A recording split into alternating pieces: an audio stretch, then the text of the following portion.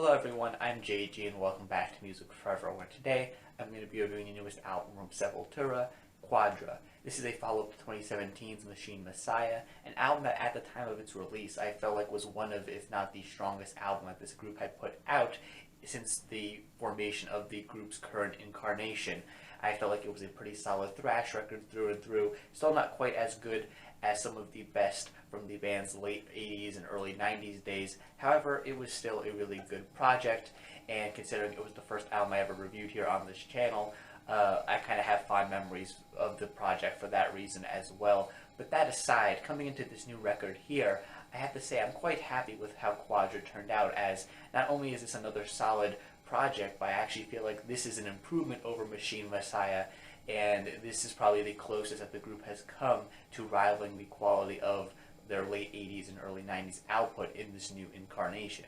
Quadra is also a concept album, the concept of this record being that each quarter of this thing, every 3 tracks, have their own unique sound and idea to them, really. Of course, everything does still tie together into a sound that is uniquely Sepultura's. However, each quarter of this thing does have its own unique little quirks to it that make each quarter of this project kind of interesting and unique from each other. The first quarter of this thing is just pretty much straight up thrash metal music. The second quarter here incorporates some more groove-focused sounds, kind of like what the band was doing on their album Roots. The third quarter of this thing goes for a bit more of a progressive thrash metal sound, and the last quarter of this thing goes for a bit more of a slow, kind of melodic sound at times. So each quarter here has its own unique idea going for it, but again, it still all does tie together into a cohesive enough package where it doesn't feel like 4 smaller little projects just kind of being slapped together into a full-length project. All these songs do make sense together, and I think the way they're all split up on this thing keeps the project consistently interesting and refreshing while listening to it. The album starts off really strongly with the song Isolation, which is just this very aggressive, in-your-face thrash cut. It's got some great riffs on it, a pretty memorable hook as well. The lyrics on this thing that are critiquing the American incarceration system are pretty cool too. Overall, it's just one of the strongest cuts on this thing, and again, starts this album off on a high note. While the other 2 thrash tracks that come right at the start of this thing aren't quite as memorable as the opener to this project, they're still pretty enjoyable songs through and through. And moving into the second quarter of the project, the groove-focused section of this thing, I think it picks up the pace a little bit, especially with the song Capital Enslavement that this section of the album opens with, which is just this very fantastic, groovy track. I love the percussion here on this thing. Again, I think the lyrics here on this song are some of the strongest on the entire record. Overall, it's just another nice starter to this point on the project. And while again, the 2 tracks that follow it in this section of the project aren't quite as good as the track that opens it up, they're still pretty enjoyable in their own right as well.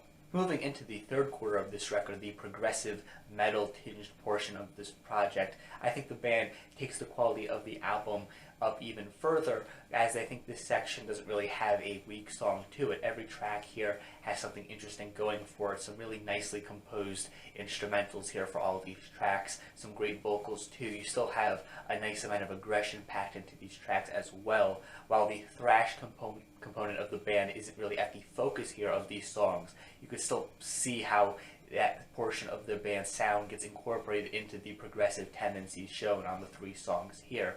And overall, it just makes for the most consistent portion of this album so far. When you get to the final leg of this record, the kind of slower, more melodic portion of the project, I think this is another one of the stronger parts on the project. Especially, I like the song Agony of Defeat, the second track in this portion of the record. It's the slower track. I like Derek Green's vocals here on this song as well. He kind of takes a break from just pounding you with these very aggressive vocals to deliver some lyrics here on this track that are a bit more personal sounding, very defeated too, very sad, kind of depressed in a way as well, but very emotional with how they're delivered too. It just makes for one of the highlights on this entire project. The rest of the band brings their best to the instrumental of this track too, as I think it fits the lyrics on this song really nicely, being kind of slow, being a bit more melodic, kind of sad sounding too. It's just a perfect match for Green's vocal deliveries here on this song. The closer to this record, Fear, Pain, Chaos, Suffering, is another interesting track on this thing. Again, it has kind of this melodic sound going for it, but this song certainly has a lot of other little quirks to it that are kind of interesting. Most notably, the track features guest vocals from Emily Barreto of the band Far From Alaska, a group I'm unfamiliar with, but I think her vocal contributions to this track are quite solid overall. She has some pretty distinct vocals compared to Green's vocals here on this song. I think the two have a nice relationship going on with their vocals here on the song, with how different they sound, but how nicely both match the instrumental and the general vibe that this track is going for. Even if Green's refrain on this track, where he's kind of repeating the title of the song, can sound a little goofy at times, it's kind of in a way that I think works with how the track just sounds overall, and I think it's still a pretty interesting moment on this project. The title track that actually opens up the final quarter of the record is probably the least interesting song in this quarter, if not the entire record overall, though, mostly because it's just this pretty short instrumental track that sounds pleasant enough, I guess. It just doesn't really have enough going on in it to really stand out to me as being super memorable or anything quite like that. And as a result of this, I do also kind of feel like the last quarter of the record is kind of missing a little bit to it compared to some of the other parts of this project. While I do think the last two tracks on the record are some of the best on the entire project, the fact that the final quarter of this thing opens up with a kind of shorter, weaker track just leaves the entire section feeling a bit underdeveloped compared to the other parts of the project. Still, though, I think it's a pretty solid portion of the record, and I don't think the title track really drags the project down all too much because, again, it's a pretty short track and it's not even all that bad sounding. In fact, it's quite pleasant. Overall, I feel like the way this album is structured plays a lot to this album's benefit, as every few tracks or so on this thing, you're getting something new thrown your way. So even if you happen to not particularly care for one portion of this record, there's always something new around the corner. But fortunately here on this project, I think every quarter of this thing is pretty interesting in its own way, even if some particular tracks in those particular quarters of the record aren't as interesting as some of the best songs on the entire project. When it comes to other complaints I have with this record, I will say that some of the tracks, the lyrics on this thing aren't quite as memorable as I would hope them to be.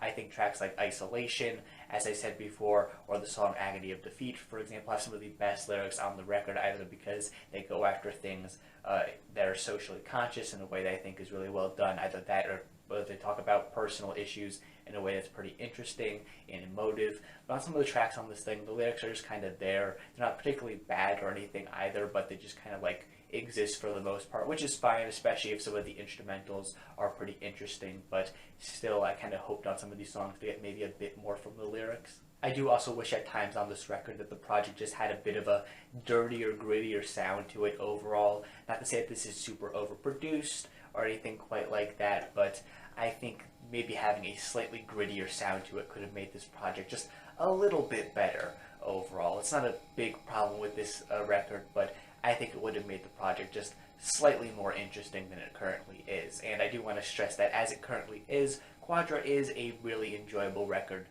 from start to finish. Even if there are some problems I have with it here or there, I think it's a really solid thrash metal release, and one of, if not the best album that Sepultura has put out since at some point in the early 90s, honestly. So yeah, I'm quite happy with how this turned out. I think it's an improvement over Machine Messiah, which, as I said before, was a record I already enjoyed, and it's just a pretty interesting record overall. It's not super common, I feel, to have bands as old as this one putting out records this good this late into their careers. I know a lot of people kind of sleep on this newer incarnation of the band because it's not the original one or whatever, but if you're one of those people who's been doing that, you should change that, because while not every record that this newer incarnation has put out has been great, I think this album is certainly one that's worth hearing. So yeah, overall I have to recommend this project. It's pretty solid, some good thrash material here on this thing. If you're a fan of this kind of music, you should certainly check it out.